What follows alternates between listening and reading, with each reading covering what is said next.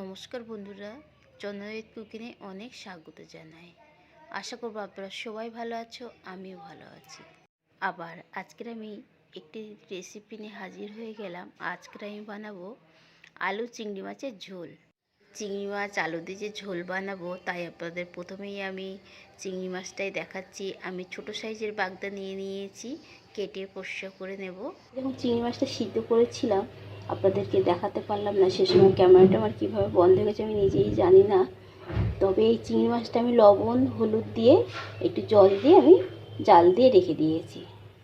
আমি চিংড়ি মাছ যে আলু দিয়ে ঝোল বানাবো, তাতে আমি সরষের তেল দিচ্ছি। সরষের তেল দিয়েই রান্নাটা আমি করবো। বেশ কিছুটা সরষের তেল দিয়ে দিয়েছি। আমার তেলটা গরম হয়ে গেছে। আমি ছোটো ছোটো তেজপাতা, কিছুটা গরম মশলা আর সাদা জিরে ফোড়ন দেবো।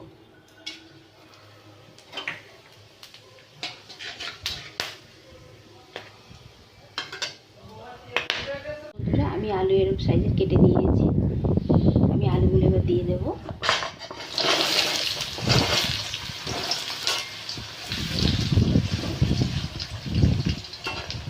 আলু একটু ভাজার পরে পেঁয়াজ দেবো।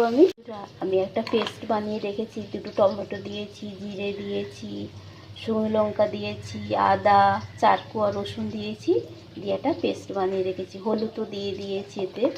দেখুন দেখুন আমার আলুটা একটু ভাজা হয়ে গেছে, কিছুটা ভেজে নিয়েছি আলু। এবার আমি পেঁয়াজ আর বাগদাগুলো দিয়ে দিচ্ছি, একসাথে ভেজে নেব।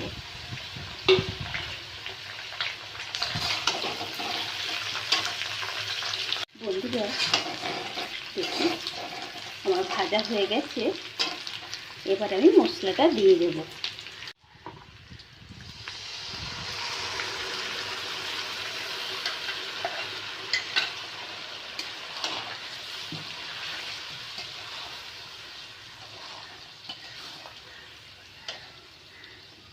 ভালোভাবে আমি 4-5 মিনিট কষে নেব। আমি পাশে গরম জল বসিয়ে দিয়েছি। গরম জলটা আমি তরকারিতে দেব।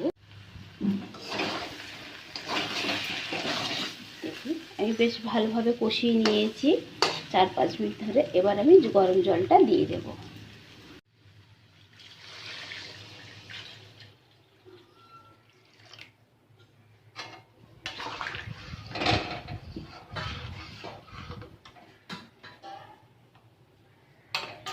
এবার আমি ঢাকা দিয়ে 6-7 মিনিট রান্না করে নেব।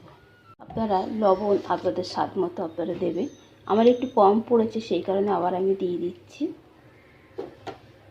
বন্ধুরা আমি 6-7 মিনিট রান্না করে নিয়েছি। দেখুন হয়ে গেছে ঝোলটা আমার। এবার আমি একটু গরম মশলা দিয়ে দিচ্ছি।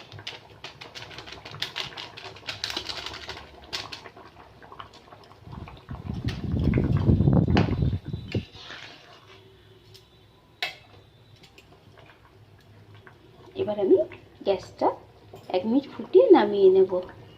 গ্যাসটা অফ করে দেব।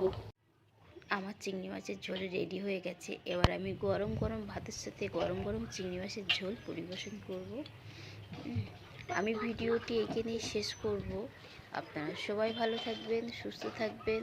আমি আবার অন্য কোনো রেসিপি ভিডিও নিয়ে হাজির হয়ে যাব খুব তাড়াতাড়ি। টাটা।